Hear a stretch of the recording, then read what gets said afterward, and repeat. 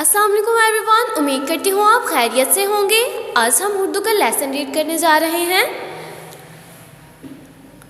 Now students, open your book, page number 80। आज का हर्फ है हमारा हे, और हे की साउंड क्या है? ह। ह। मेरे साथ रिपीट करें, ह। अब हम हे की स्टोरी रीड करते हैं। हानिया कार्टून फिल्म देख रही थी। हानिया एक लड़की थी, उसे कार्टून देखने का बहुत शौक था। वो टीवी के सामने बैठ के कार्टून्स देख रही थी। कार्टून फिल्म में जब हाथी हार पहनकर हेलीकॉप्टर में बैठा तो हॉकी खेलते हिरन और हुदहुद हंसने लगे। जब हार पहनकर हाथी हेलीकॉप्टर में बैठा तो नीचे खेलते हिरन और हुदहुद उसको देखकर हंसने लगे।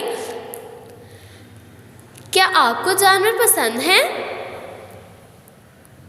हे की अच्छी बात। क्या आप लोग खाना खाने से पहले हाथ धोते हैं?